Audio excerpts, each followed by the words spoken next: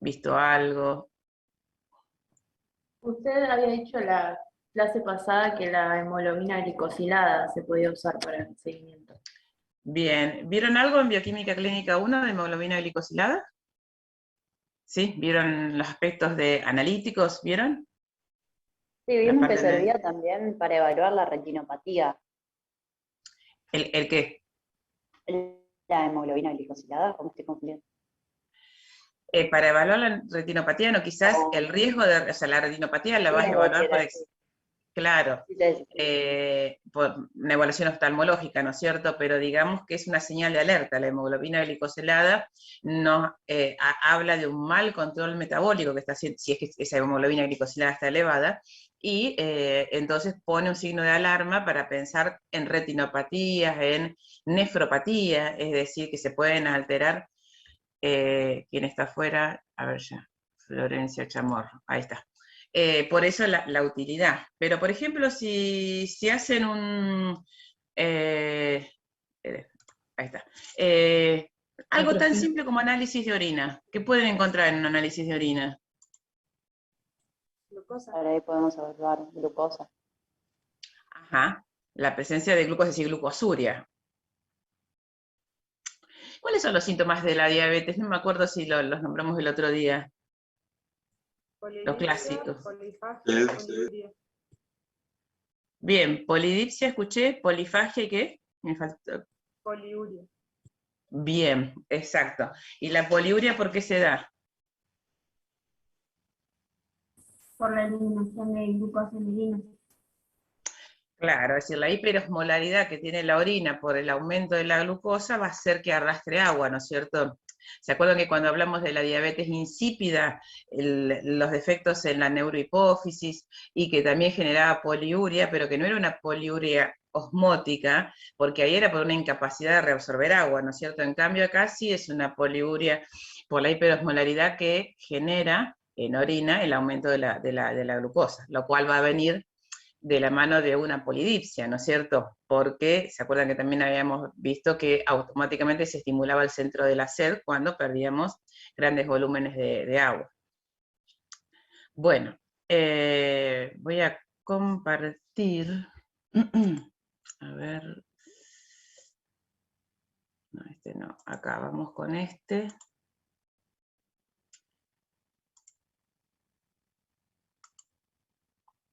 Me parece que habíamos llegado a ver todo lo que tenía que ver con los autoanticuerpos, así que habíamos llegado hasta esto, ¿no es cierto? Habíamos analizado cuál era la utilidad de... nosotros hablamos muchas veces, y también lo habrán charlado mucho con el grupo de docentes en los trabajos prácticos, de siempre pensar en la utilidad clínica de las determinaciones, ¿no es cierto? Y que... A ver qué pasa, ahí estamos. Entonces, una cosa que recalcábamos el otro día, que la determinación de autoanticuerpos no solo es fundamental para definir si el cuadro diabético es por autoinmunidad, es decir, que es una diabetes tipo 1, sino esto que aparece acá, este periodo, ¿no? Donde tenemos la glucemia en ayunas conservada, pero ya tenemos desde el inicio, desde el debut de la enfermedad, desde el debut fisiopatológico, no clínico, presencia de autoanticuerpos. Entonces, que son marcadores predictores tempranos. Eso es muy importante que lo recuerden. Bueno, entonces, ahora veamos qué tenemos útil para el seguimiento, ¿no? del paciente diabético. A ver, me está molestando esto. Bien. Podemos hacer seguimiento en orina y también en sangre periférica.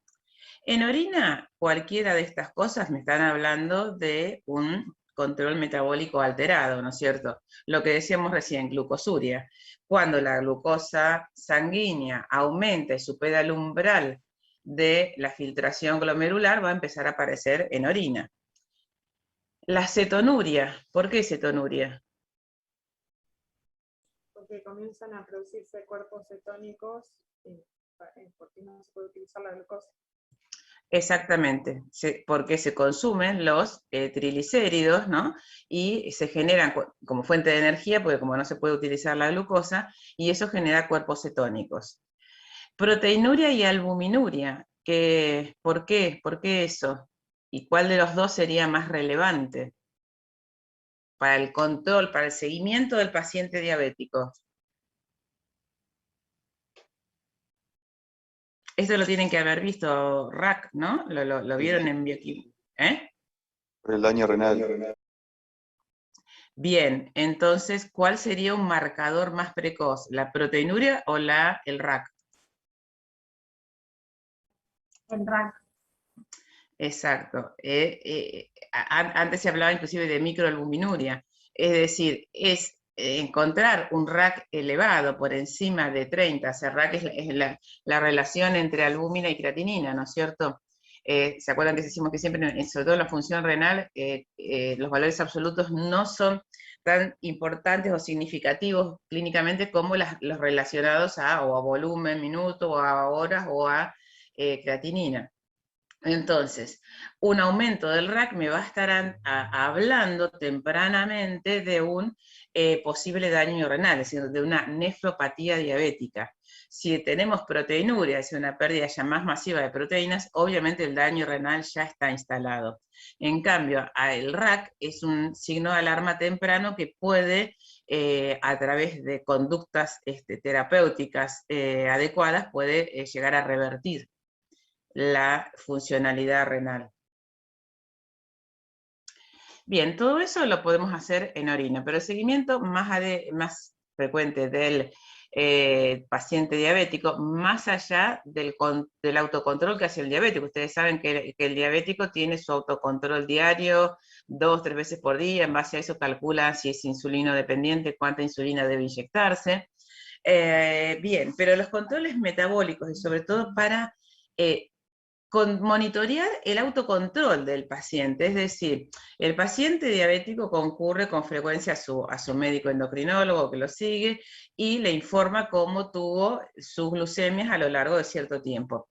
Hemoglobina glicosilada y fructosamina son controles metabólicos que le sirven mucho al médico para ver qué es lo que pasó y para tener un poco de confianza o de certeza sobre lo que el paciente le informa de sus autocontroles.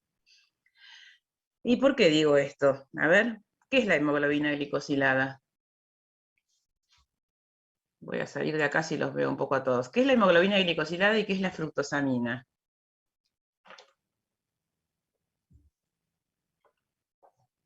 ¿Quién me sabe decir?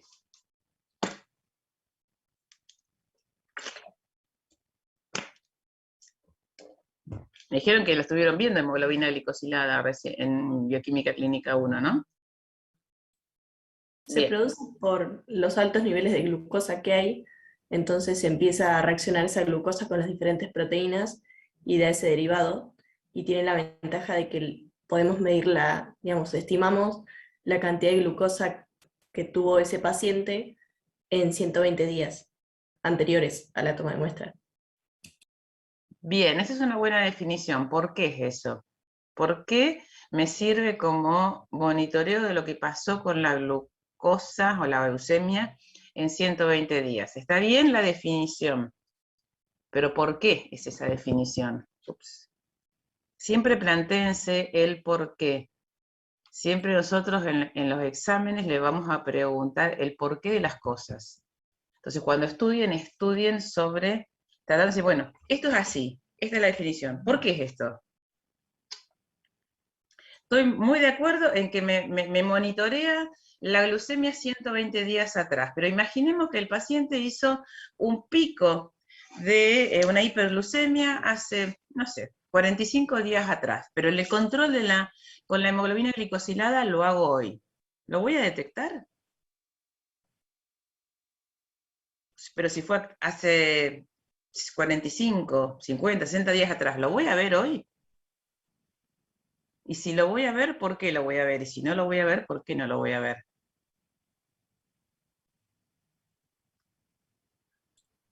Los 120 días están relacionados con la vida media del eritrocito. Estoy de acuerdo, sí.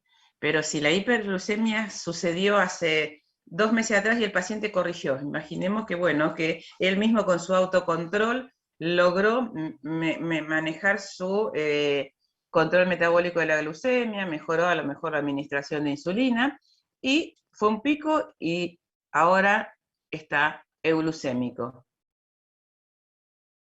Voy a ver los 120 días tiene que ver con la vida media del eritrocito, estoy de acuerdo, y la vida media de la hemoglobina, en definitiva, ¿no?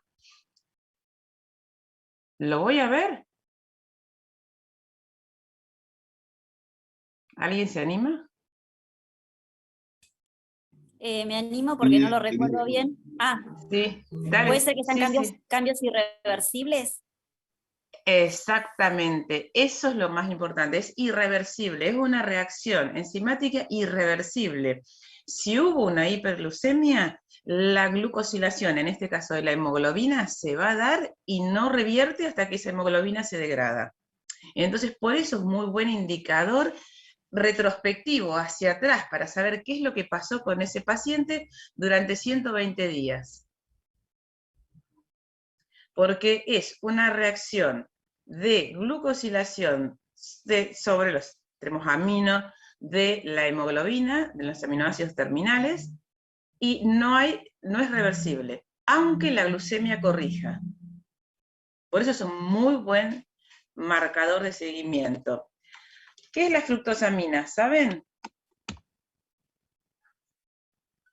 ¿Eso no lo vieron en Bioquímica Clínica 1? Bien, la fructosamina es exactamente lo mismo que la hemoglobina, pero no hemoglobina, albúmina. Es la glucosilación irreversible de la albúmina. Entonces, es un marcador también que me va a indicar si hubo un mal manejo metabólico, si hubo picos de hiperglucemia, pero en un tiempo más corto. ¿Cuál va a ser ese tiempo? Sí, lo que dure la albúmina. Sí, lo que dijiste no te entendí. Lo que dure esa albúmina hasta que sea degradada. Exacto, la vida media de la albúmina es 21 días, ¿se acuerdan ustedes? Entonces, un control a 21 días, pero que también es una marca que queda. Entonces, imaginemos una situación, el paciente hizo una hiperglucemia hace 3 meses atrás, 90 días, hemoglobina glicosilada va a dar elevada, pero a lo mejor hago fructosamina, y la fructosamina me da bien, quiere decir que en los últimos 20 días corrigió, porque la fructosamina no está elevada, así que son parámetros complementarios que me pueden indicar de cómo es y cómo hacer el seguimiento de ese paciente. Si bien lo más frecuente es hacer el seguimiento con hemoglobina glicosilada, fructosamina es una herramienta también. Entonces estaría diciendo que la hiperglucemia fue corregida en ese lapso de 20 días, por ejemplo, porque la fructosamina está normal.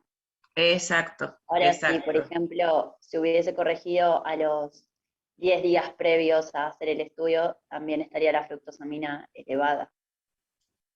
A los 10 días, claro, sí, no, si no modificó o sigue con estados de hiperglucemia, fructosamina va a dar elevada. Claro. O sea, si tenés las dos elevadas, quiere decir que hace hiperglucemia y que no las está corrigiendo.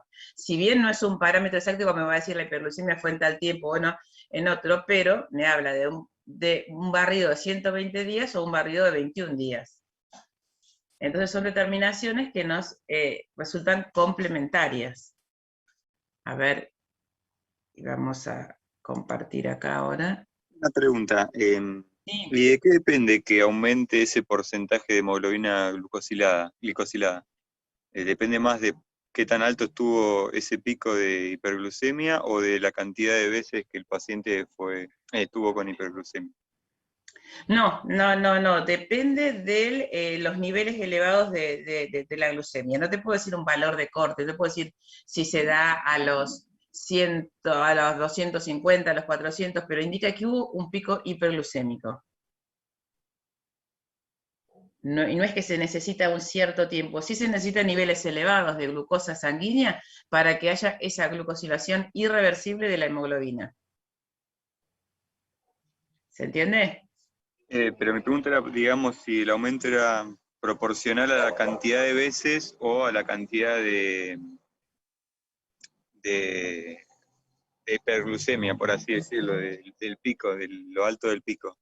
No sé Sí, si me expliqué bien. eso es lo que te estaba respondiendo. Es proporcional a la cantidad, tampoco podemos hablar de una relación de proporcionalidad, se da porque hay un pico, no importa si esa hiperglucemia se dio una vez, 2 veces, 5 veces, 10 veces. Un pico de hiperglucemia indica que se va a glicosilar la hemoglobina. ¿Se entiende? No es que se necesita una determinada cantidad de tiempo de hemoglobina elevada como para que la reacción se dé. Si hay un pico de hemoglobina, un pico de glucemia, se va a detectar con la glicosilación irreversible de la hemoglobina.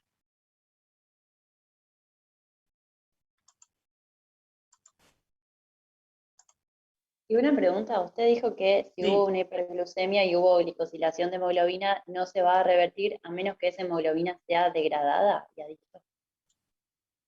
Bueno, qué mal. No, a ver, no sé quién me está hablando ahora porque salí del... Julieta.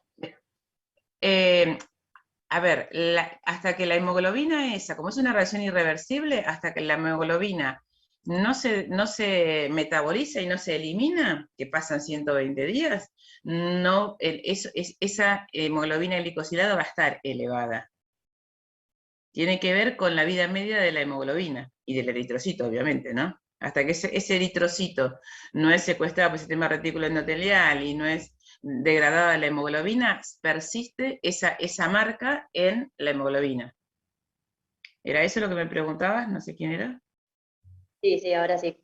Claro. Ajá, bien. Bueno, a ver, veamos. Entonces, bueno, eso es lo que les ponía acá en este slide. Hemoglobina glicosilada. Los valores saludables del punto de corte siempre se está trabajando y en consenso de cuándo considerar un control inadecuado. En general, en Argentina, una hemoglobina glicosilada por encima de 7% se considera un control metabólico inadecuado. Como les decía el otro día, en la Sociedad Americana de Diabetes, el ADA, utiliza hemoglobina glicosilada como valor diagnóstico, que yo se los había puesto en uno de esos cuadros, pero la falta de estandarización en nuestro país, que estaba por acá acá, los criterios del ADA incluyen hemoglobina glicosilada por encima del 6,5%, la AC1, como diagnóstico de diabetes. Nosotros todavía no tenemos una performance analítica y una estandarización adecuada como para poner este criterio como diagnóstico. ¿Se entiende? Entonces utilizamos a la hemoglobina glicosilada como seguimiento. Y fíjense que les estoy hablando de un seguimiento por lo menos mayor del 7%, es un control inadecuado. Cambio el ADA, a partir de 2019, lo pone ya como criterio diagnóstico. Hay varias, estimo que lo deben haber visto en Bioquímica Clínica 1, puede ser por inmunoturbidimetría, inmunoensayos, cromatografía de intercambio. ¿Llegaron a hacer el práctico de hemoglobina glicosilada? No. ¿No? No. Bien. Bien, no, una lástima, pero bueno. Sí. Bueno, se entiende entonces la utilidad de la hemoglobina fructosamina, es exactamente lo mismo, pero para la albúmina. Entonces, estas dos determinaciones me sirven como marcadores de seguimiento del paciente diabético, son determinaciones complementarias, no son equivalentes, porque me están hablando de cosas diferentes, pero en definitiva, en los dos casos me hablan de un desorden en el manejo de la glucosa plasmática, desorden a más o menos tiempo, dependiendo de que lo evaluemos en función de hemoglobina o de fructosamina. Acá dentro de las determinaciones útiles para seguimiento les traigo la glucemia postprandial, que yo se la puse dentro del screening. ¿Se acuerdan que decíamos que era esa determinación de la glucemia plasmática después de un desayuno, que no está estandarizada para diagnóstico, pero sí es una buena prueba porque es bien fisiológica, que puede servir también para el seguimiento de los pacientes diabéticos, es decir, hacer la determinación de la glucemia posterior a una ingesta de un desayuno con 75 gramos de hidratos de carbono. Es una alternativa. Bien, y lo otro es, pero acá se los pongo, fíjense, se digo poniendo A eran las determinaciones para screening, B las determinaciones para el seguimiento, y C les pongo como pruebas de suficiencia o para estimar la reserva funcional pancreática en términos de función endocrina, ¿no es cierto? ¿Qué quiero decir? ¿Para qué sirven estas pruebas? Sirven para determinar qué capacidad tiene ese páncreas o qué reserva le está quedando ese páncreas para producir insulina. Esto es muy útil sobre todo para los pacientes diabéticos tipo 2, ¿no es cierto? Que son aquellos que, cual sea la causa de esa diabetes, que puede ser una resistencia a insulina o alguna de las otras causas, van a, en algún momento a agotar su capacidad de producción de insulina y necesiten sustitución con insulina. Entonces estas pruebas resultan útiles para eso. ¿Cuáles son? Tenemos 3 pruebas que son las que les estoy marcando acá. La prueba de la tolbutamida, la prueba de la arginina y la prueba del glucagón.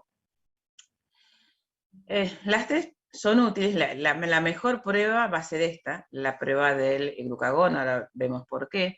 La prueba de la tolbutamida, ¿se acuerdan que se los mostré acá?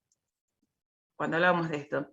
Este era el mecanismo de secreción de la insulina, lo vimos en la primera clase, que la principal señal para que se libere insulina era el cambio en la glucemia, ¿no es cierto?, que es detectado por estos receptores, ingresa la glucosa a la célula beta, se fosforila el canal de potasio, al fosforilarse el canal de potasio se cierre, se abren los canales de calcio que permiten el ingreso de calcio, y el cambio en el calcio intracelular permite la movilización de las vesículas que contienen la insulina hasta que se fusiona con la membrana y se libera. ¿Se acuerdan todo este mecanismo?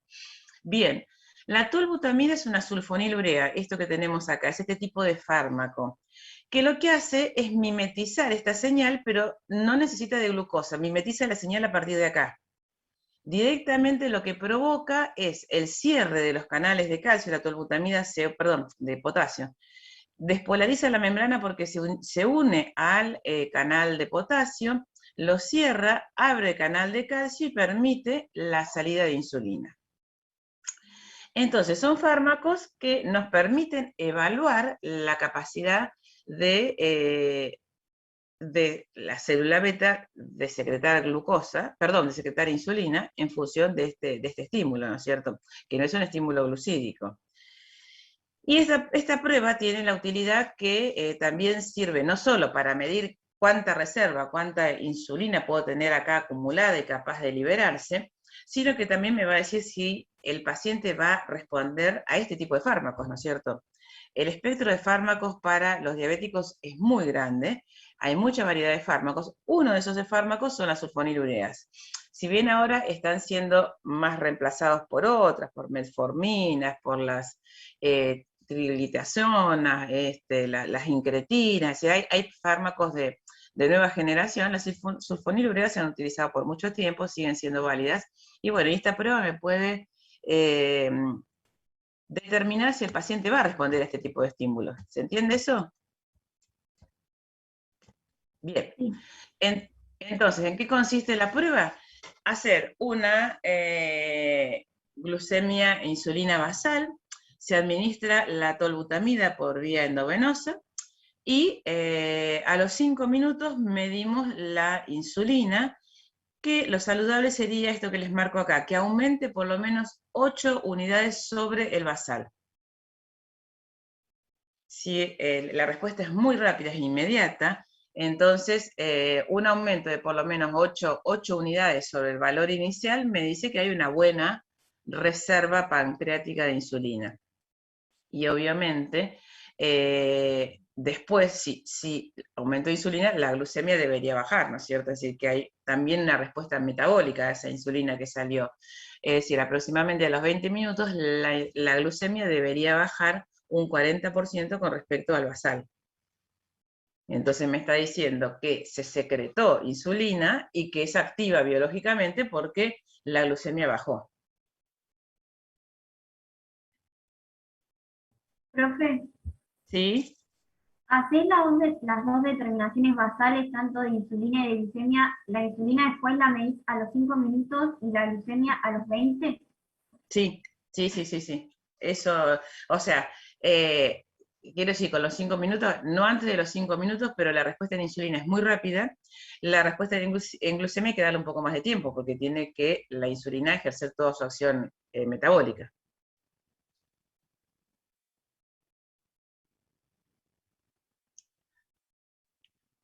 Otra manera de referir o de evaluar la reserva funcional, es decir, la capacidad que tiene el páncreas de liberar insulina, esto se hace, o sea, lo que estamos haciendo acá es darle diferentes estímulos a la célula beta para ver si responde con liberación de insulina. Otro estímulo puede ser administrar aminoácidos, arginina, leucina. Si ustedes preguntan cuál es el fundamento, se piensa que en realidad el propio aminoácido tiene una acción directa sobre la célula beta que estimula la secreción de insulina. También podría ser porque estimule la gluconeogénesis, entonces reserve mayor cantidad de glucosa en circulación y esa hiperglucemia transitoria estimule la secreción de insulina. Esas podrían ser las dos causas del fundamento de esta prueba. Pero en definitiva, lo administremos por vía endovenosa o por vía oral, la respuesta ¿cuál va a ser? Va a ser equivalente a la otra, que aumente la insulina y que después la glucemia baje. Entonces, se hace una determinación basal, igual que en la anterior, de glucosa y de insulina. Si la administración de los aminoácidos es por vía endovenosa, a los 20-25 minutos ya podemos encontrar un pico de aumento de insulina, como decíamos antes, por lo menos 8 a 10 unidades por encima del basal. Y la glucemia debería de un poco más lenta la respuesta, pero a más tardar a los 120 minutos deberíamos tener valores disminuidos de glucemia, un 40% por debajo del basal.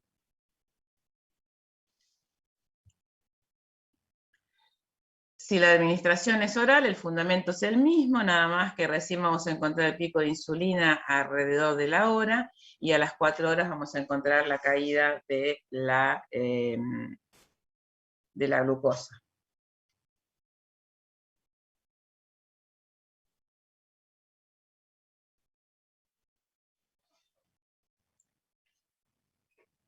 Y ahora analizamos esta prueba, que es la prueba del glucagón con determinación de péptido C. Salgo un cachito de acá y ahora volvemos.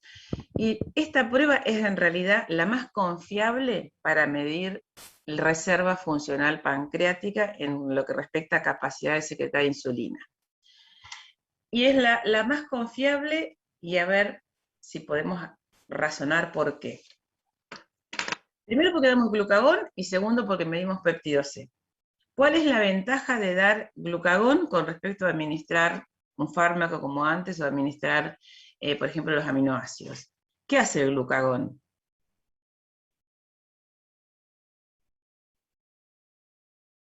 Inhibe la liberación de insulina. Es hiperglucemiante. Exactamente, es hiperglucemiante. El glucagón lo que hace es generar una hiperglucemia. Entonces, estoy generando el estímulo fisiológico. Por eso, bueno, no es un estímulo artificial que lo doy con un fármaco o, bueno, a través de la administración, por ejemplo, de sustratos como podrían ser los aminoácidos. Lo que estoy generando es una hiperglucemia. Esa hiperglucemia va a estimular al páncreas para secretar insulina. Pero en vez de medir insulina, voy a medir péptido C. ¿Y cuál era la ventaja de medir péptido C o insulina? ¿Qué es preferible? Lo charlamos el otro día. Era lo mismo, porque por cada mol o equivalente de insulina se liberaba uno de péptido C. Era más estable el péptido C, entonces estaba más tiempo. una vida media más prolongada, es equimolecular, es decir, que es por un mol de insulina, un mol de péptido C. Lo importante es que no es utilizado por los tejidos, no tiene actividad biológica, no da reacción cruzada con ni proinsulina ni con insulina, es decir, que si yo utilizo un kit para péptido C, mido solamente péptido C. Entonces, eso hace que esta prueba sea la de primera línea para medir reserva funcional pancreática, porque genera un estímulo fisiológico, más allá de que administre algo como es el glucagón, y mido péptido C, que es el marcador más confiable de secreción de insulina. Y si el paciente al cual se le va a realizar esta prueba en algún momento estuvo con administración de insulina, puede tener en circulación anticuerpos antiinsulina exógena, ¿no es cierto? La sustitución con insulina genera una respuesta inmune y hay un cierto tenor de anticuerpos antiinsulina en circulación. Entonces, la presencia de esos anticuerpos siempre me va a generar una subvaloración de los niveles de insulina endógenas, ¿se entiende? Entonces, esos anticuerpos antiinsulina no me van a afectar a péptido C. Entonces es preferible utilizar un dosaje de péptido C y no de insulina, a riesgo de ¿qué? De tener una subestimación de los niveles de insulina porque tenga presencia de anticuerpos antiinsulina. Ya sea porque tenga autoanticuerpos antiinsulina o porque tenga anticuerpos que se generaron contra insulina exógena. ¿Se entiende eso? Entonces, ya que estamos acá... Entonces, una pregunta. Entonces, frente a la posibilidad de que el paciente tenga anticuerpos contra insulina exógena o anticuerpos antiinsulina, frente a esa posibilidad es mejor medir el péptido C y no la insulina. Exactamente, siempre, no solo en esta prueba, sino en consideración para siempre. Si en algún momento van a hacer dosaje de insulina, tener presente si el paciente tiene autoanticuerpos o si ha tenido administración de insulina exógena para evitar una subestimación. Es decir, el péptido C es marcador de elección. Obviamente, como les decía el otro día, es más costoso y bueno, eso hace que no siempre sea la determinación que se elige en primera instancia.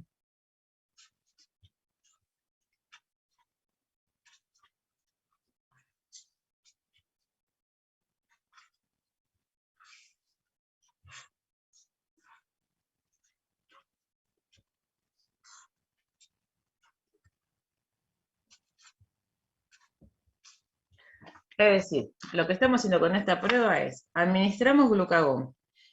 Esto me va a generar una hiperglucemia transitoria, que esa hiperglucemia va a ir al páncreas, y en el páncreas va a estimular la salida de insulina y péptido C. Entonces, ese es, digamos, el fundamento bioquímico de esta prueba. ¿Qué control deberíamos hacer? A ver si se les ocurre, porque yo después sé que ustedes pueden a lo mejor dar un resultado de niveles bajos de péptido C, y no porque realmente el páncreas no tenga capacidad de producir insulina, sino porque hubo un error y faltó un control en esta prueba. La prueba va a consistir en administrar el glucagón y después vamos a hacer extracciones de serial de sangre y medir péptido C. Y analizamos ahora los valores que estaban ahí en esa diapo que vemos. Pero ¿qué podría pasar? ¿Por qué podría ser que no detecte niveles suficientes de péptido C y porque en verdad el estímulo no fue el suficiente? Y no porque el páncreas esté agotado en su reserva funcional.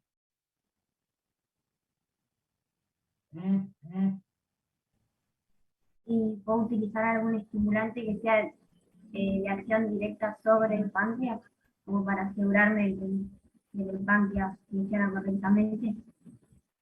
De acuerdo, es decir, eso sería, decir, bueno, puedo probar con otra alternativa, pero lo importante es lo que les marco acá, ¿no es cierto? El estímulo no es el glucagón, sino que es la hiperglucemia transitoria que se tiene que generar. ¿Queda claro eso? Es decir, tiene que haber una hiperglucemia para que vaya al páncreas y estimule la liberación de insulina. Lo que debemos hacer en esta prueba es hacer un control de la glucemia previo a la administración del glucagón. Porque si esa glucemia está baja, si el paciente está ligeramente hipoglucémico, no voy a tener un pico de glucemia suficiente para estimular el páncreas. ¿Se entiende? Es decir, acá necesitamos nosotros un delta de glucosa plasmática suficiente para que se estimule la célula beta. Ese delta necesario de aumento de la glucemia se da siempre y cuando el paciente sea glucémico. Pero si el paciente por algún motivo estaba en situación de hipoglucemia, no vamos a tener un aumento suficiente para que me genere el estímulo a nivel pancreático. Entonces, siempre tener en cuenta que hacer una medición de la glucemia previo a la administración del glucagón. ¿Se entendió eso? ¿Por qué? Vuelvo entonces acá y ahora analicemos los resultados.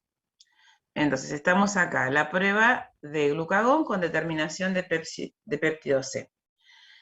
Una determinación basal, tanto de péptido C, pero previo y de la glucemia. Se administra el glucagón y vemos qué pasa después de administrado el glucagón. Si el basal está por encima de 0,7, es una buena reserva pancreática, no se necesita hacer la prueba. Es decir, hay buena reserva todavía en capacidad de producir insulina. Si el basal está entre 0,3 y 0,7, pero después del estímulo superamos el valor de 0,7, es una prueba positiva, quiere decir que hay una buena reserva funcional pancreática. Es decir, si bien partimos de basales un poco bajo, si hacemos un estímulo, logramos una respuesta positiva. Es decir, que todavía hay capacidad de responder, hay reserva para responder frente a un estímulo. Si el basal es bajo, menos de 0,3, y el estímulo, después del estímulo es menor de 0,7, ya estamos en una respuesta deficitaria. Estamos hablando de que tenemos una reserva funcional pancreática endocrina baja. Y si el basal es bajo y después de haber administrado glucagón no hay diferencia, eso indica una insulinodependencia.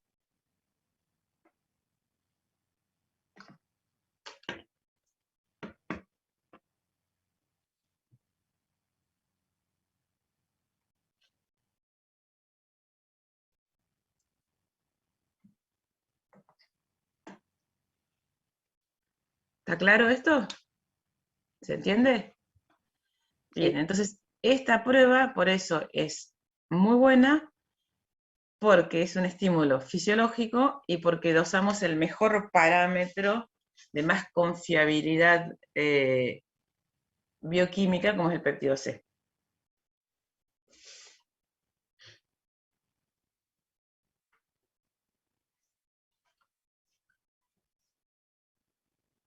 Bien, y lo último que les quiero mostrar es algo que se hace solamente en situaciones muy especiales, en los centros de investigación, es cómo medir la famosa resistencia a insulina. ¿Ustedes lo han hablado en Bioquímica Clínica 1? ¿Cómo se calcula la resistencia a insulina? Y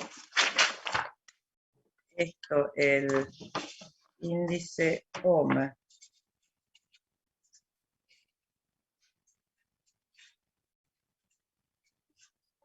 No sé si lo han escuchado, el índice OMA.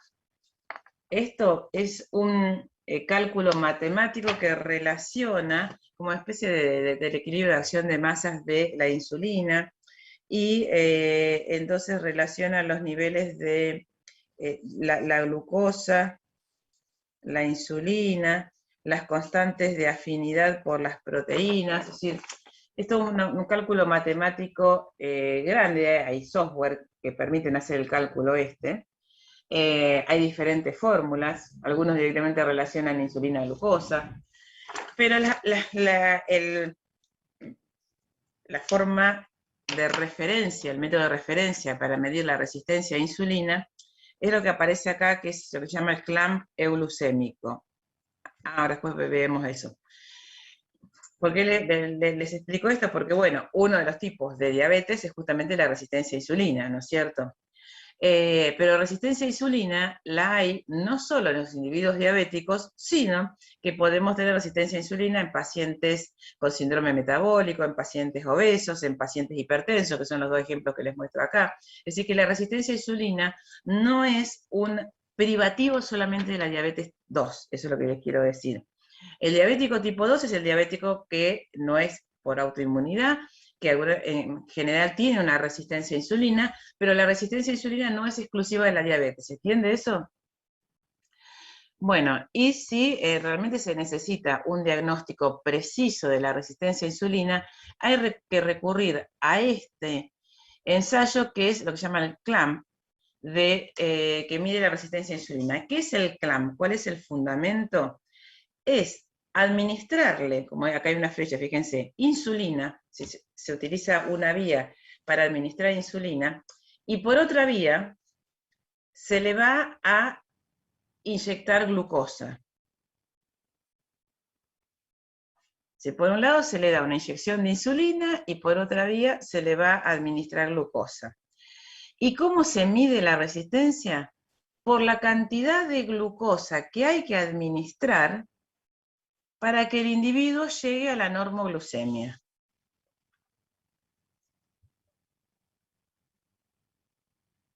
A ver, esa sería la definición, ahora para que lo razonemos. Es decir, si yo le doy insulina, el paciente automáticamente, si todo funciona bien, ¿qué le va a pasar?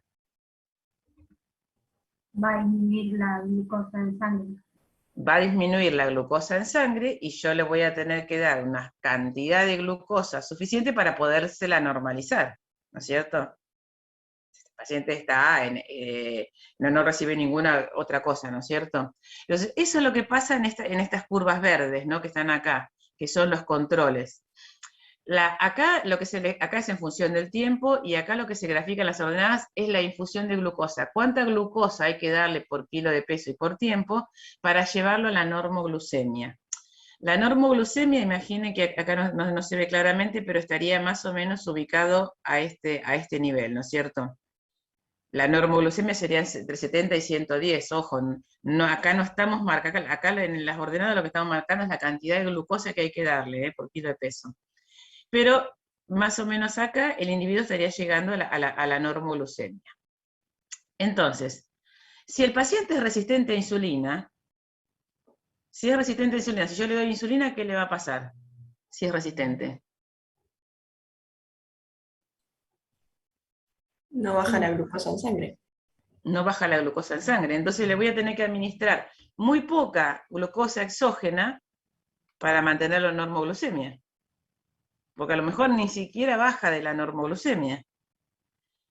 Y eso es lo que se grafica acá, por ejemplo, en la curva roja, en el caso si son pacientes hipertensos, en la curva amarilla si son pacientes obesos. Le tengo que dar mucha menos glucosa para lograrlo llevar a este rango que estaría acá, que sería el de la normoglucemia. Entonces, ese es el fundamento de la prueba, es decir, un individuo que es resistente a insulina, necesito administrarle poca glucosa para poderle nivelar su glucemia, a diferencia del paciente que no tiene resistencia a insulina.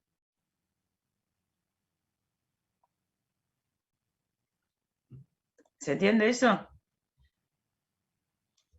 Sí. A ver, ya les digo, son pruebas invasivas que no se hacen con frecuencia, están reservadas muchas veces para ensayos de tipo clínico, ¿no es cierto? Cuando entran en ensayos clínicos para ciertas pruebas terapéuticas, es decir, no es algo que se haga de frecuencia, pero es el gold standard para definir la resistencia a insulina. Profe, ¿Sí? ¿por qué no se hace al revés? Tipo, medir cuánta insulina necesito de administrarle para que baje la hormona, porque es más malo tener mucha glucosa. Sí, aparte, los picos de glucemia serían muy, porque la resistencia a insulina, ¿qué es? Incapacidad para el control metabólico de la glucosa. Si vos medís insulina, no sabemos, lo estás hablando en términos indirectos. En cambio, vos con esto estás midiendo específicamente la regulación de la glucemia. ¿Se entiende? Sí. Está bien la pregunta. ¿Alguna otra pregunta? ¿Comentario? No. Entonces la prueba esta solo es para definir un estado de resistencia a la insulina, no para diferenciar si tiene una patología diabética o es hipertenso y si generó la resistencia a la insulina por otra cosa. Exactamente, es para definir resistencia a insulina. Si es diabético lo vas a definir con las pautas de la glucosa en ayunas, de la prueba de sobrecarga, etc. Si es hipertenso, bueno, la clínica. Si hay síndrome metabólico, bueno, pues tendremos que hacer perfil lipídico, tendremos que ver las variables antropométricas, el tema de la hipertensión arterial, la glucemia, es decir, solamente define resistencia a insulina, que se da en muchos casos. La enfermedad de base que le está provocando esa resistencia a insulina será evaluada de otra manera. Un cuadro de síndrome de ovario poliquístico, que lo vamos a ver cuando veamos función ovárica, cursa en algunos casos con resistencia a insulina también. La resistencia a insulina es frecuente. Una pregunta, entonces si el paciente tiene resistencia a la insulina y yo le doy una concentración de insulina exógena, acá lo que estaríamos diciendo es que algo va a bajar la glucemia, entonces algo actúa esa insulina, por más que sea resistente. Sí. Podría ser. A ver, en realidad se podrían graficar un montón. Ese era un ejemplo bastante simple, ¿no es cierto? Porque la resistencia a insulina puede ser de muchas causas. Podemos tener insulinas anómalas, podemos tener resistencia en la unión a su receptor, en la activación tirosina quinasa, downstream la señal, y ahí me acordé que tenía que volver porque me salté la de las causas genéticas, es decir, hay muchas causas de resistencia a insulina, lo que me va a dar un abanico muy grande de grados de resistencia, ¿se entiende? Y que va de la mano de lo que ella preguntaba, es decir, puedo necesitar más o menos niveles de administración de glucosa para compensar. Sí, y me olvidé esto, que la pasé por alto, que era los estudios genéticos. Los estudios genéticos son muy importantes en todo lo que se refiere a la patología diabética. ¿Se acuerdan que de hecho habíamos hablado del MODY? Que el MODY era una diabetes que se termina volviendo insulino dependiente, pero no por autoinmunidad, sino por desregulación de la proliferación y crecimiento de las células beta, ¿no es cierto? Entonces, ahí es mandatorio hacer estudios genéticos que tengan que ver con las enzimas, sobre todo que regulan la proliferación y crecimiento de las células betas, también claramente definidas, cuáles son esas proteínas que hay que evaluar. Buscamos mutaciones, deleciones, inserciones aminoácidas. Se evalúa las enzimas involucradas en la síntesis y en la secreción de insulina, en el receptor de insulina, en el sustrato del receptor de insulina, porque ustedes se acuerdan que lo habíamos visto, la insulina que se une a su receptor, está el sustrato de la insulina, y después la activación de las vías SARC, MAP quinasa y la regulación downstream. Bueno, hoy se pueden evaluar todas las proteínas involucradas en la traducción de la señal de la insulina. Entonces, estas alteraciones genéticas me pueden marcar la pauta del grado de resistencia que puedo tener.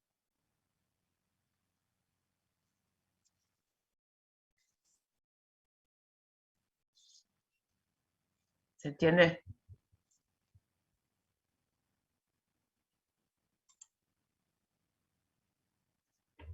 ¿Alguna otra pregunta, comentario? Antes de que pasemos a las hipoglucemias. Con esto daríamos todo el panorama completo del rol del laboratorio en el estudio de las hiperglucemias y particularmente de la diabetes. Una preguntita. En un paciente diabético, que está tratado, ¿vuelve a tener valores entre 70 y 110 miligramos por decilitro? ¿O puede ser que en una glucemia basal encontremos valores más elevados y está bien igual? Es una excelente Creo que lo leí por pregunta. ahí y me quedó muy la duda. No, lograr que el diabetes, a veces el objetivo es que a lo mejor quede en 180. Hay diabéticos que no logran llegar nunca a los valores de referencia, porque todo depende del desorden que tienen, ¿no es cierto? Entonces, lo ideal sería, el objetivo de primera línea sería lograrlo en los valores de referencia, pero no siempre se logra, y hay que ajustar muchísimas cosas. Hay que ajustar la medicación, hay que ajustar la ingesta. El diabético recibe, no sé si alguno tendrá algún paciente diabético en la familia, pero es toda una enseñanza de conducta alimentaria. Se les enseña con el plato, por ejemplo, se divide en 4 partes el plato y cuánto, para que el paciente pueda, digamos, visualizar qué puedo comer. Bueno, este triángulo, si yo divido en 4 un plato redondo, ¿no es cierto? Este triángulo implica la cantidad de proteínas que podés comer, esto de verduras, esto de hidratos de carbono, qué tipo de hidratos de carbono puede consumir. Es decir, todo eso hace que sea difícil que por ahí que llegue a los valores de referencia. Por supuesto que sería el objetivo de primera línea, pero no siempre. Por eso es fundamental el monitoreo. Por eso que se bajó el punto de corte para el diagnóstico para decir que es diabético, de 1,40 a 1,26, y decimos que es diabético cuando tiene 2 glucemias por encima de 1,26. ¿Para qué? Para pescarlo tempranamente y no cuando tengo una proteinuria, por ejemplo. Que si tengo una proteinuria, un RAC aumentado, probablemente también tenga una retinopatía, por ahí tenga problemas en la circulación venosa a nivel periférico y sobre todo en las piernas, el famoso pie diabético, y el diabético sabe que tiene que cuidarse mucho de cualquier lesión, sobre todo en las piernas, que son las más frecuentes, porque tarda mucho en cicatrizar. Todo eso por el estado de ese hiperesmolar que le produce la hiperglucemia. Obviamente todo el daño macro y microvascular, ¿no es cierto? Entonces no es un paciente que puede dejarse de controlar, tiene que estar controlado, por eso la utilidad de la hemoglobina glicosilada. Pero ustedes podrán decir, ¿y por qué el médico se conforma con que esté con 190 a lo mejor de glucemia? ¿No? Porque bueno, y hay tantas opciones terapéuticas que lo van rotando de uno a otro hasta ver si se puede bajar a los valores fisiológicos. Y hay tanta investigación y tanto desarrollo. El campo de la diabetología es inmenso, y de investigación permanente. Y el tema está también que la diabetes la manejan muchas especialidades médicas, ¿no es cierto? Que no está mal, porque la diabetes la va a manejar el ginecólogo, la va a manejar el clínico, la va a manejar el endocrinólogo, la va a manejar el cardiólogo, pero en realidad para la diabetes el médico de cabecera tiene que ser el endocrinólogo, lo cual no quiere decir que tiene que tener no tiene que tener un cardiólogo, tiene que tener un clínico, pero el de cabecera tiene que ser el endocrinólogo, que es el que está formado en diabetología, ¿no es cierto? Imagínense que hay sociedades científicas solo dedicadas a diabetes, como les decía, la SAD, el ADA, así como tenemos sociedades todas solamente dedicadas a tiroides, por ejemplo, que son patologías dentro de las endocrinas de alta prevalencia. ¿Alguna otra cosa? Bueno, si no tienen preguntas, mientras van pensando, ahora damos vuelta de página y nos pasamos a la situación totalmente opuesta, las hipoglucemias. Y las hipoglucemias que tienen que ver con el funcionamiento del páncreas endocrino, ¿no es cierto? Es decir, todo lo contrario a las hiperglucemias. ¿Cuál sería un síntoma de hipoglucemia? ¿Hay síntomas específicos?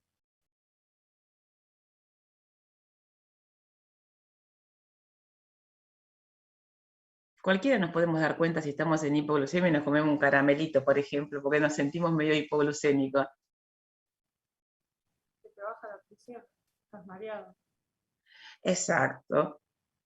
mareo, sudoración, palpitaciones, confusión, bueno, y si avanzan los síntomas, sensación de hambre, todo eso viene muy de la mano de de una hipoglucemia, y obviamente si avanzan los síntomas, confusión, se puede llegar al coma hipoglucémico.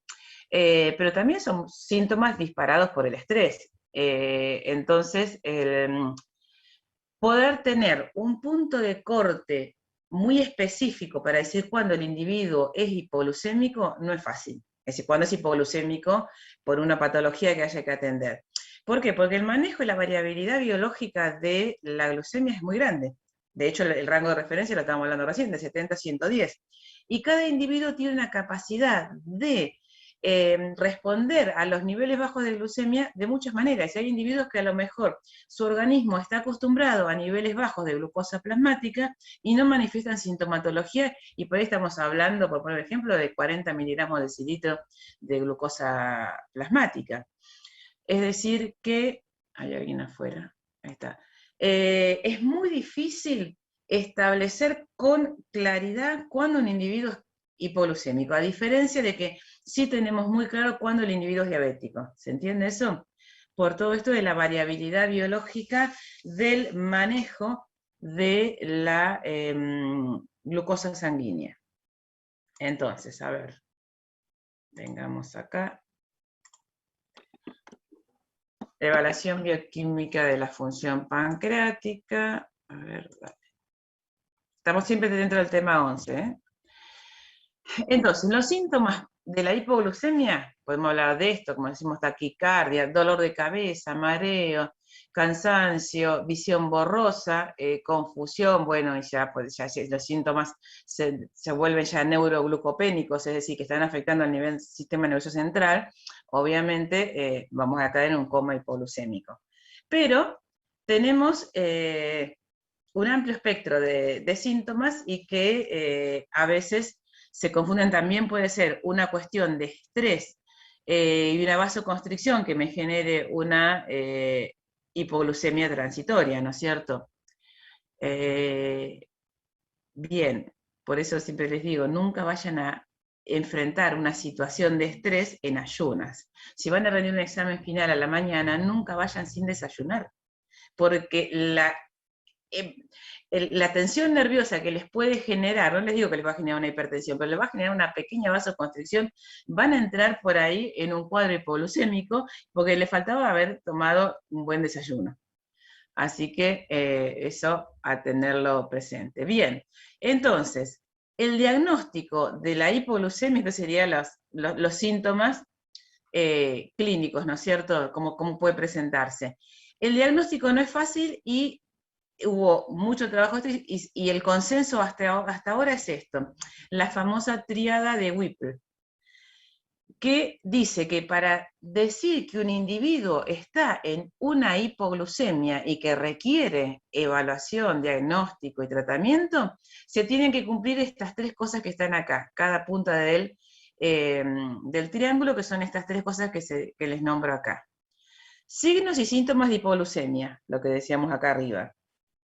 Que la glucosa plasmática esté por debajo de 45, y que haya una reversibilidad de estos síntomas si se administra glucosa. Entonces, es lo que dice acá, signos y síntomas compatibles con hipoglucemia, baja concentración de la glucosa plasmática, y que los síntomas reviertan si al individuo se le administra glucosa. Eso es lo que hasta ahora el consenso dice que es lo que nos permite definir un cuadro de hipoglucemia que requiere atención. El punto de corte es 45, pero ya les digo, se tienen que dar las tres cosas, porque hay individuos que son capaces de mantenerse en cierta integridad fisiológica aún con valores por debajo de 45, así que se necesita que estén presentes los síntomas también. ¿Cuáles son las hormonas contrarreguladoras de la hipoglucemia? Es decir, todas aquellas que son al contrario de la insulina, ¿no es cierto? La insulina es la hipoglucemiante, glucagón, las catecolaminas, y las que responden al eje hipotálamo-hipófiso, ¿no es cierto? ¿Se acuerdan que decíamos que para estudiar el eje hipotálamo-hipófiso, una prueba que utilizamos de estimulación era la prueba de la hipoglucemia inducida por insulina? Porque el estímulo, ¿cuál es? La hipoglucemia. La hipoglucemia a nivel central estimula para que se libere ACTH, y la ACTH va a estimular la liberación de cortisol, y el cortisol forma parte de los glucocorticoides, se va a estimular la liberación de hormona de crecimiento, se va a estimular la liberación de las hormonas de TSH para que regule la producción de hormonas tiroides. Es decir, todo ese eje funciona como contrarregulador, y en los cuadros de hipoglucemia a veces es necesario también evaluar este eje contrarregulador para ver si el problema está solamente en un exceso de insulina o si a su vez tenemos asociado un déficit de la capacidad de producir las hormonas contrarreguladoras.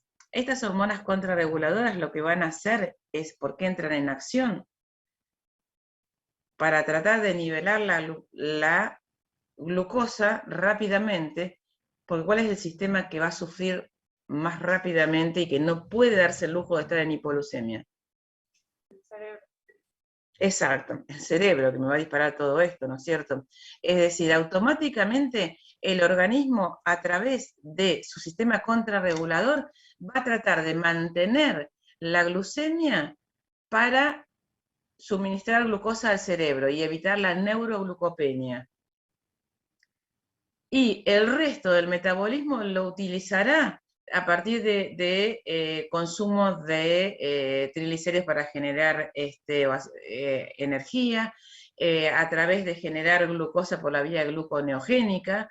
Es decir, las contrarreguladoras estimularán la glucogenólisis para que esa glucosa se utilice para el cerebro, y a su vez activará todas las otras vías para tratar de mantener el síntesis de glucógeno a partir de la gluconeogénesis y de otros precursores que no sean la glucosa. Bueno, esto es química biológica básica, ¿no? Bien, entonces, ¿cuáles son los tipos de hipoglucemia que pueden necesitar o requerir diagnóstico? Acá les pongo 3 grandes grupos: hipoglucemia en ayunas, hipoglucemia postprandial o reactiva, o hipoglucemia inducida. En realidad, la más seria y la que preocupa es la hipoglucemia en ayunas. La hipoglucemia inducida, que es la última que les pongo acá, es la iatrogénica, son cuadros que se producen en respuesta a algo externo. En este caso puede ser hipoglucemias como consecuencia de fármacos que se utilizan para el tratamiento diabético, que es lo que veníamos diciendo antes, las sulfonilureas, la insulina exógena, etc. Puede hacer que a veces el propio individuo diabético termine en cuadros hipoglucémicos, ¿no es cierto? Pero bueno, eso es una cuestión de ajustar la medicación de ese paciente diabético. El alcohol puede producir ciertos cuadros de hipoglucemia, pero bueno, son cuadros que se determinan por causas exógenas, ¿no es cierto? La más importante es esta, la hipoglucemia en ayunas, que, ¿cómo podemos definir una hipoglucemia en ayunas? En ayunas quiere decir que es cuando el individuo es incapaz de mantener la normoglucemia en un periodo corto de privación de alimentos y de falta de alimentación. El individuo manifiesta los síntomas clínicos y bioquímicos de la hipoglucemia. ¿Cuál es el ejemplo más clásico de esto? Cualquiera de nosotros tenemos que tener la capacidad, después de un descanso nocturno de 8, 10 horas, levantarnos euglucémicos. Es decir, no tenemos por qué estar hipoglucémicos porque pasó un periodo de 8 o 10 horas sin ingerir ningún alimento. Es más, el organismo puede llegar a tolerar más de 72 horas sin ingerir alimentos y tiene que ser capaz de mantener la glucosa plasmática dentro de los valores fisiológicos. El hipoglucémico en ayunas es aquel que no puede, pues yo les digo, un periodo corto de privación de alimentos, o sea, de falta de alimentos.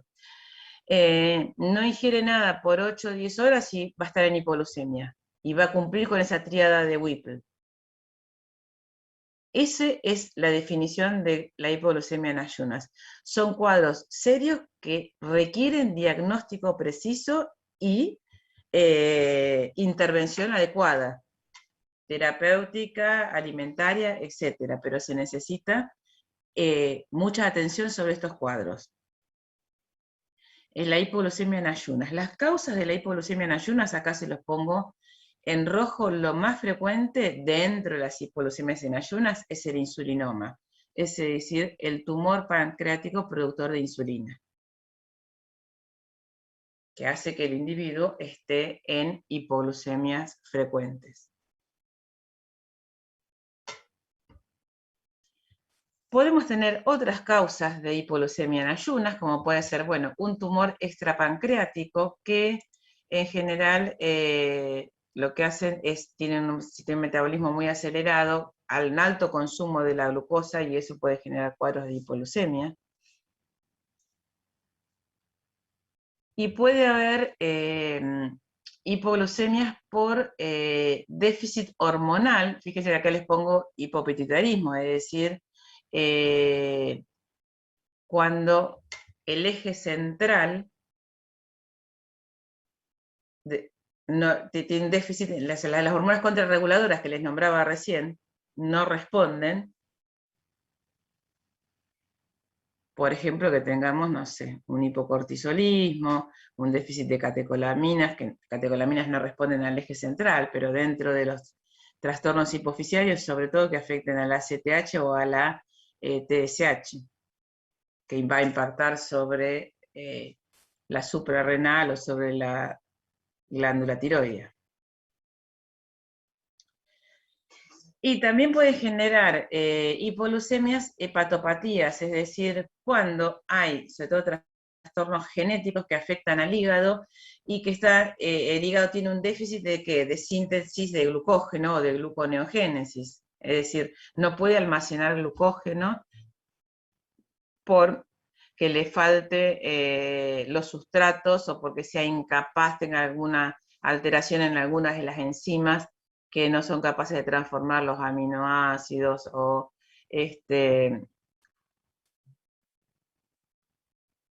los lípidos en glucógeno. O también porque tengo una incapacidad. Yo les dije que la vida media de la insulina es de 5 minutos y tiene que ser utilizada por los tejidos y secuestrada rápidamente por el hígado. Bueno, si hay una enfermedad hepática que no me metaboliza adecuadamente la insulina, voy a tener una insulina de una vida media mayor y que me va a generar cuadros de hipoglucemia.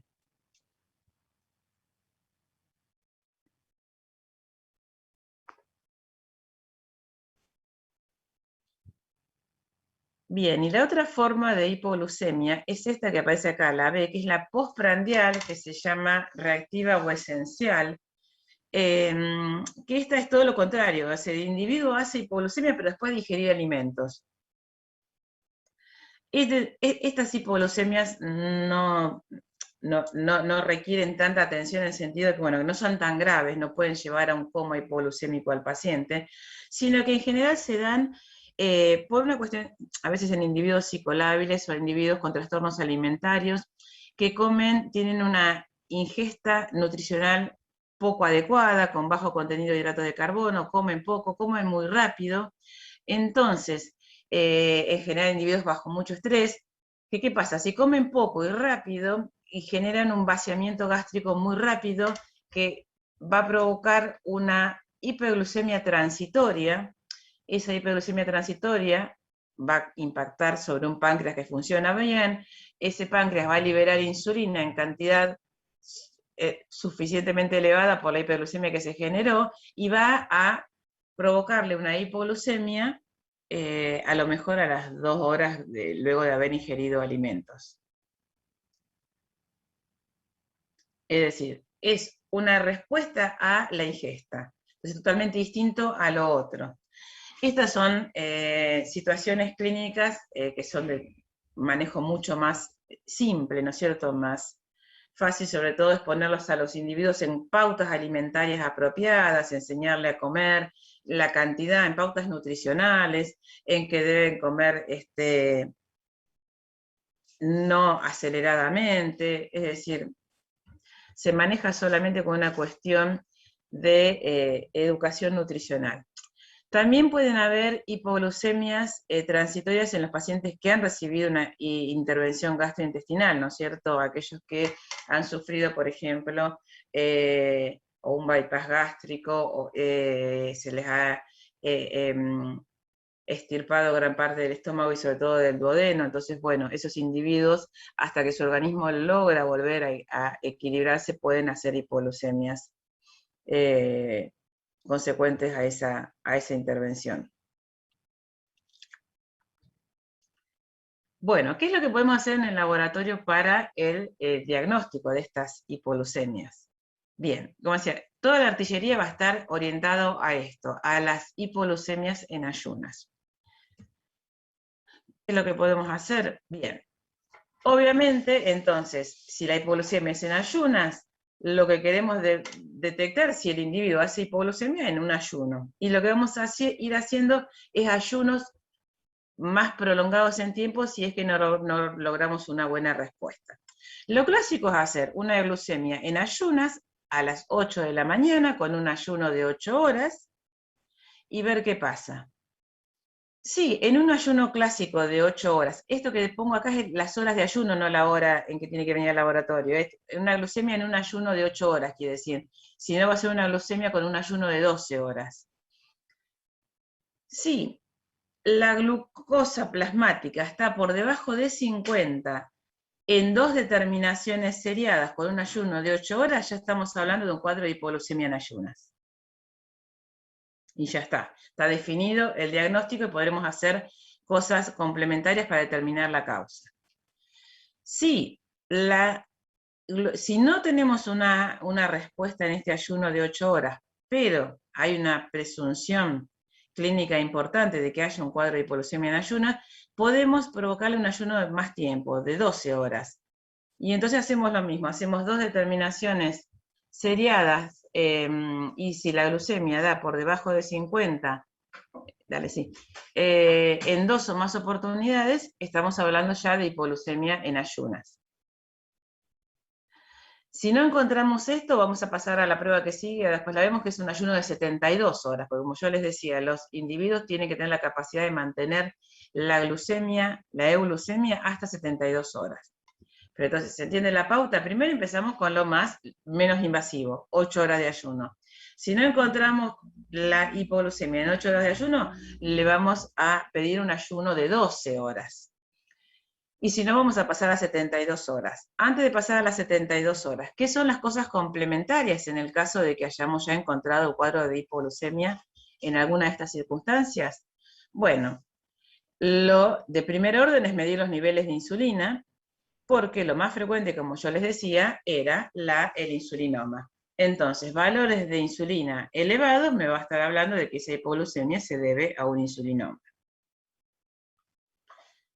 El rango de variación de insulina es muy grande, porque los tumores pancreáticos pueden producir desde cantidades mínimamente elevadas a cantidades muy altas, por eso no les pongo rango de valores.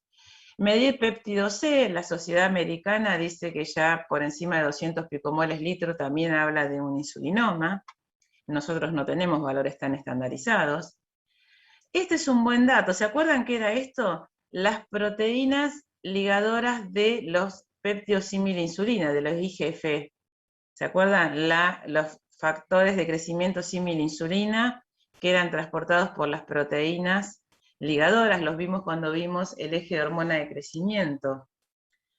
Bien, en los cuadros de insulinoma, está muy disminuido, los niveles de IGF-BP. Es decir, que es una determinación complementaria que puede ayudar a poner en evidencia un insulinoma. ¿Por qué? Porque si los valores de insulina no son tan categóricos, si tengo IGF-BP disminuido, me da un poco más de certeza sobre ese valor de insulina. ¿Por qué es importante todo esto? Porque a veces los tumores pancreáticos son de difícil detección en las imágenes. Entonces, por eso el perfil bioquímico es importante. Podría ser que lo que estuviera elevado es la proinsulina. ¿Se acuerdan que yo les decía el otro día que de la secreción pancreática parte se libera un 10 a un 20% de proinsulina y que la proinsulina tiene actividad biológica? Entonces, podría ser que esa hipoglucemia se esté generando porque estamos largando a circulación mucha cantidad de proinsulina. Los insulinomas pueden liberar hasta más del 20% de proinsulina. ¿Qué quiere decir con esto? Si no tengo niveles muy elevados de insulina, pero sí tengo niveles elevados de proinsulina, y como la proinsulina tiene acción semejante a la insulina, bueno, eso me puede estar dando la pauta de qué es lo que está pasando.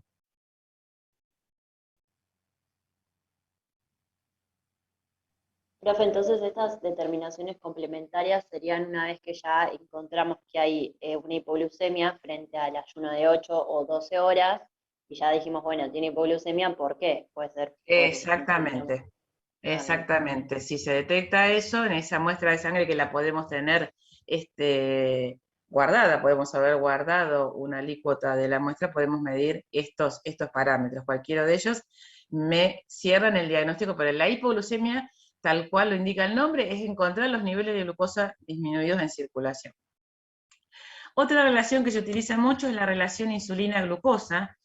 En nuestro país el consenso es obtener una relación de insulina-glucosa mayor de 0,5, habla de una alta probabilidad de insulinoma. ¿Y qué es lo que les muestro acá? Como les decía antes, los valores de insulina que produce un insulinoma es muy variable. Y también hablábamos recién que los individuos que tienen resistencia a insulina van a cursar con niveles de insulina altos. Pero ¿qué pasa? Una resistencia a insulina, ¿cuál es la respuesta? Metabólicamente, ¿qué le va a pasar con respecto a la insulina, a la glucosa? Va a tener hiperglucemia. Exactamente, porque es una resistencia. En cambio, el insulinoma, la glucosa está baja porque hay mucha insulina activa biológicamente. Por eso, si es una resistencia a insulina, la relación insulina-glucosa, yo voy a estar dividiendo por un valor mucho más alto porque es hiperglucémico. Entonces, acá es lo que les estoy graficando acá. Fíjense en este gráfico. Les muestra, si yo tomo valores solamente de insulina, estos serían los valores de insulinomas, que es lo que dice acá. Estos podrían ser valores de individuos obesos o hipertensos que tengan resistencia a insulina. Estos individuos normales. Quiere decir que yo puedo tener valores equivalentes de insulina, sea un insulinoma o sea un resistente a insulina. Entonces, el valor absoluto de insulina no me diferencia entre un resistente a insulina o un insulinoma. Acá fíjense que se grafican otras patologías que puedan generar hipoglucemias, como son tumores extrapancreáticas, hepatopatías, que, bueno, los valores de insulina van a ser bajos, porque la causa de la hipoglucemia no era un exceso de insulina activa biológicamente. En cambio, si hacemos la relación entre insulina y glucosa, fíjense cómo se diferencian muy bien estas dos poblaciones. ¿Por qué? Porque el resistente a insulina va a ser hiperglucémico, mientras que el insulinoma es hipoglucémico. El resistente a insulina, esta relación va a ser muy chiquitita, porque tengo valores de glucosa alta.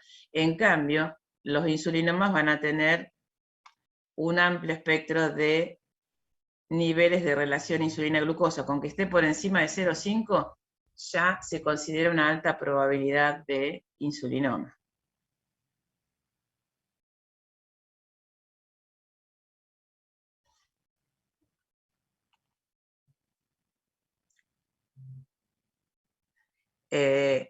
La relación insulina-glucosa es una de las cosas que se utilizan mucho para, porque bueno, acá decíamos que la primera determinación complementaria es hacer insulina, y hacemos la relación insulina-glucosa y mayor de 0,5, ya habla bastante a favor de un insulinoma.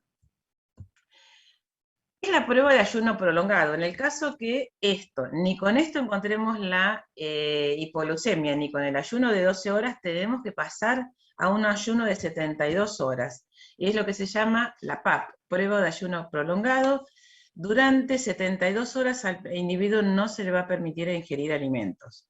Solamente va a recibir líquidos acalóricos. Es decir, generarle un estrés de déficit de aporte de glucosa por 72 horas. ¿Por qué se utiliza 72 horas? Porque, como les decía antes, los individuos íntegros fisiológicamente son capaces de mantener la normoglucemia hasta 72 horas. En cambio, si hay un insulinoma, es altamente probable que va a aparecer la hipoglucemia antes de las 72 horas. Es decir, una prueba de ayuno prolongado patológica, vamos a tener niveles de glucemia, ¿no? De glucosa plasmática por debajo de 50, con síntomas antes de las 72 horas. Y ahí hay que suspender la prueba.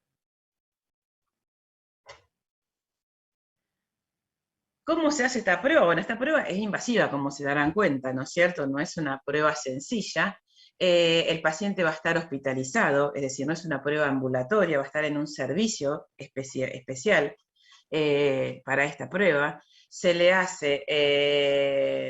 va a tener 2 vías preparadas. Por una vía por la cual vamos a ir monitoreando la glucemia, y hay que tener una vía ya prevista para administrarle glucosa rápidamente cuando empieza con los síntomas.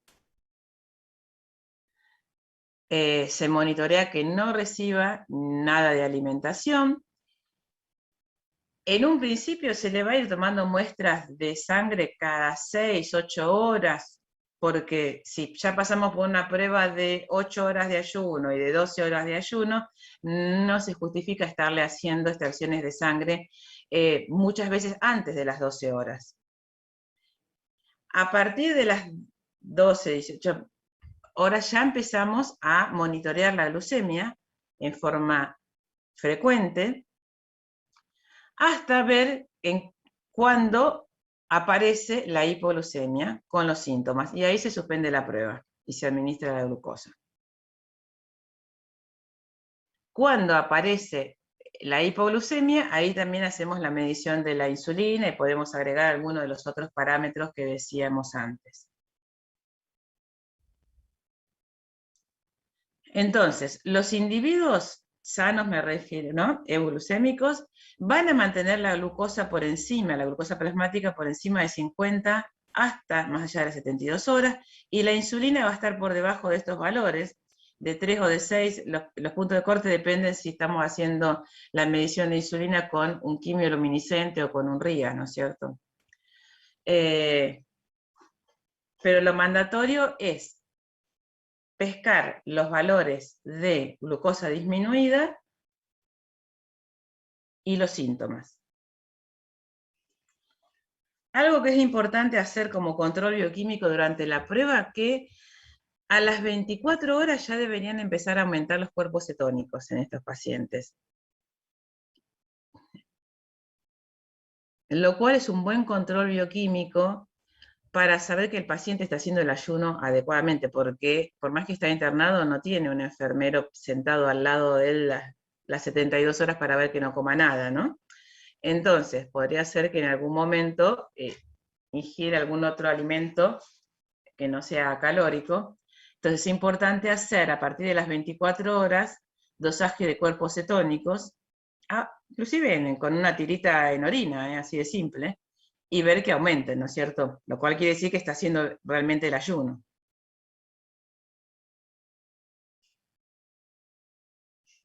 ¿Se entiende el fundamento de esta prueba?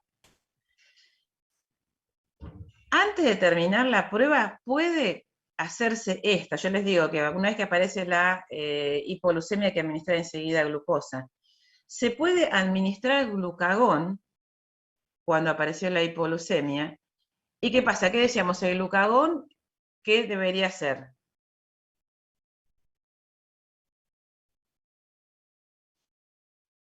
El glucagón es hiperglucemiante, ¿no es cierto? y lo que decimos es hiperglucemiante. Entonces, administrar glucagón y a los 10-15 minutos monitorear la glucosa, o máximo 30 minutos, la glucemia debería aumentar un 25% por encima del basal. ¿Por qué? Porque el glucagón es hiperglucemiante porque estimula a nivel hepático la glucogenólisis.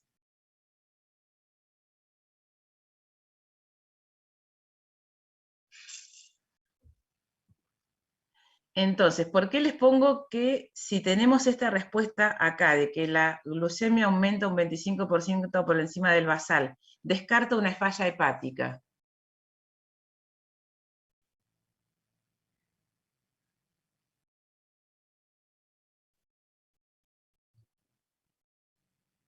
Sí, porque el hígado está respondiendo bien ante ese glucagón. Exacto, quiere decir que teníamos reserva de glucógeno, porque si en términos de 10-15 minutos aumentó la glucemia, si yo di glucagón, quiere decir que el glucagón fue al hígado y estimuló la glucogenólisis. Entonces descarta una de las otras causas que yo les decía de la hipoglucemia, que podía ser por hepatopatías, ¿no es cierto? Que lo habíamos puesto acá, esto, que podía ser alteraciones en la síntesis de glucógeno, déficit de sustratos. Si yo doy glucagón y la glucosa aumentó, me está descartando una causa